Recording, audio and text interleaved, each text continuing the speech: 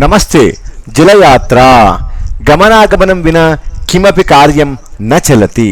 अतः प्राचीनकालात् एव गमनागमनस्य साधनानां मध्ये जलमार्गः अपि एकं साधनम् अस्ति। आसीत् च पुरा जलमार्गेण एव गमनागमनं। सम्प्रति मनुष्याः जलयात्रा कदाचित् एव कुर्वन्ति। स्थलमार्गाः बहुविधाः विकसिताः सन्ति। क्वचित् नदी सन्तरणार्थं समुद्रयात्रार्थं वा केवलं जलयात्रा भवति। प्राचीनकाले यदा स्थलमार्गाणां समीचीनः प्रबन्धः न आसीत् तदा नदीमार्गेण नौकया जलयात्रां कृत्वा व्यापारिणः सामान्यजनाः च एकस्मात् स्थानात् अपरस्थानं प्रति गच्छन्ति स्म। इदानीमपि यत्र एकस्थानात् अन्यस्थानं गन्तुं स्थलमार्गस्य अपेक्षया जलमार्गेण लघुतरः भवति चेत् तदा जलयात्रा क्रियते। प्राचीनकाले व्यापारसाधनं जलमार्गः एव आसीत्। नद्या एव व्यापारः भवति स्म।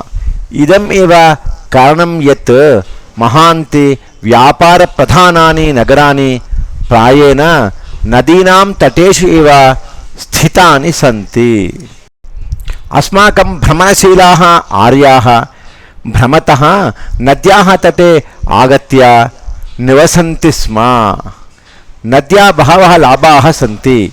तन्निकटे पशूनां कृते जलं भोजनं च यथेष्टमात्रायाम् उपलभ्यते। मनुष्याणां च कृते अपि महान्ति उपकारीणि च वस्तूनि प्राप्नुवन्ति। अतः हि देवीरूपेण सम्पूजिता नदी। अस्माकं देशे अनेकाः नद्यः सन्ति।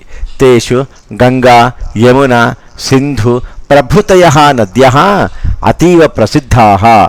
आसु नदीषु स्नानं कृत्वा जनाः स्वं धन्यं मन्यन्ते। जलयात्रा नदीमार्गेण समुद्रमार्गेण वा भवेत्।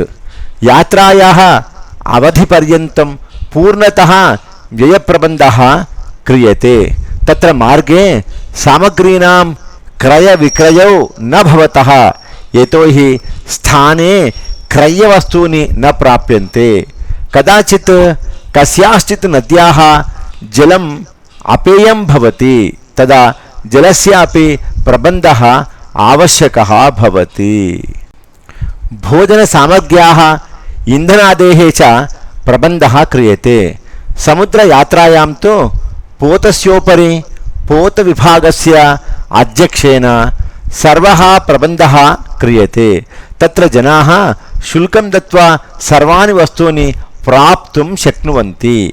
पोतेषु भोजनालयः जलपानगृहं च भवति।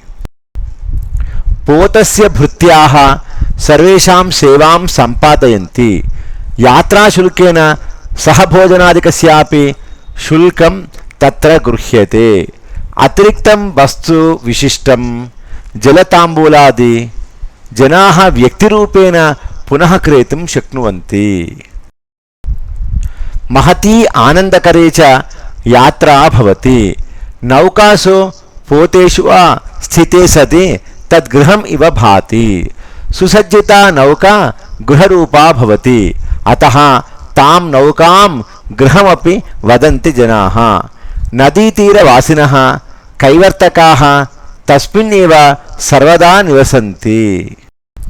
धीवरबालकाः बाल्यकालादेव नौकासञ्चालने च निपुणाः विचक्षणाः च भवन्ति। तेषाम् इयं स्वाभाविकी प्रवृत्तिः। भारतीयस्वर्गे काश्मीरप्रदेशे नौकागृहाणि प्रायेण भवन्ति। प्रायः काश्मीरप्रदेशे नौकायाम् एव कृषिः भवति। अतः तत्र क्षेत्राणां तस्करता भवति। तत्र डलनाम्नि महा आह्लादे नौकागृहाणि निर्मितानि। नौकाम् आरुह्य गमने कृते सति वेगः न लक्ष्यते। इत्यपि न ज्ञायते यत् नौका चलति इति। स्थलयानानां गमनकाले यानस्थलयोः सङ्घर्षणं महत् गर्घरध्वनिः सञ्जायते, उद्वेगः च अनुभूयते। किन्तु नौकायां स्थिते सति जलस्य सङ्घर्षः न तथा भवति, यतोहि जले द्रवपदार्थे मधुर कलकलध्वनिं विरहय्य कश्चित् अन्यः ध्वनिः न भवति। यः ध्वनिः भवति जलमार्गेण गमनसमये स तु कर्णप्रियः भवति। जलयानेन गमने कृते धूलिप्रक्षेपः न भवति। नदीतटयोः दृश्यानि प्रकृत्या रम्यानि भवन्ति। तीरेषु प्रायेण वनानि वृक्षवाटिकादीनि च भवन्ति। तटेषु स्थिताः वृक्षाः स्वपुष्पैः नित्यनूतनैः पुष्पाञ्जलिं समर्पयन्ति, अत एव दृष्टिसुखं प्राप्यते। जलयात्रायां चौराणां लुण्ठकानां च बाधा अतिन्यूना भवति।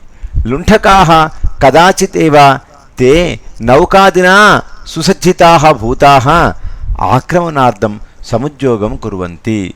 तदपेक्षया अतीव सुरम्या च इयं जलयात्रा। स्थलयात्रायाः अपेक्षया इदानीं जलयात्रा व्ययसाध्या अस्ति। तस्यां किञ्चित् भयम् अपि वर्तते। क्वचित् विपरीतवायुना नौकानां पोतानां च गमनं दुष्करं भवति। गहन जलराशिमध्ये भीषणप्रवातप्रकोपेन नौकादीनां विनाशः अपि भवति। एवं बहूनां धनजनानां क्षतिः जायते। समुद्रयात्रायां सामुद्रिकवायुविशेषेण केषाञ्चित् उपरि अस्वास्थ्यकरः प्रभावः भवति। दूरदेशीयाः समुद्रयात्रा मासैः सप्ताहैः च पूर्यते। एतावत् कालपर्यन्तं न सर्वकुशलेन परिगच्छन्ति। वेगेन तत्र गमनं न भवति, यतः वायुस्थितेः अनुसारेण एव यानं गन्तुं शक्नोति। जलयात्रायां यानं सुदूरं स्वस्थितिं करोति। अतः यदि अकस्मात् कस्यापि नवीनवस्तुनः आवश्यकता उपस्थिता भवति तदा महती विपत्तिः आयाति। परन्तु न केवला हानिः अपि तु जलयात्रायाः अनेके लाभाः च भवन्ति। सुदूरदेशानां वस्तूनि व्यापारमाध्यमेन अस्माकं देशे आयान्ति। अस्माकं देशस्य वस्तूनि अन्यदेशं यान्ति। अनेन व्यापारेण देशस्य उन्नतिः एव भवति। जलयात्रा अस्माकं देशे भारते अतिप्राचीनकालात् एव भवति स्म। अस्य पुण्यदेशस्य पूर्वनिवासिनः आर्याः जलयाननिर्माणे अपि पटवः आसन्। मध्यकाले अपि जलमार्गेण व्यापारः प्रसिद्धः आसीत्।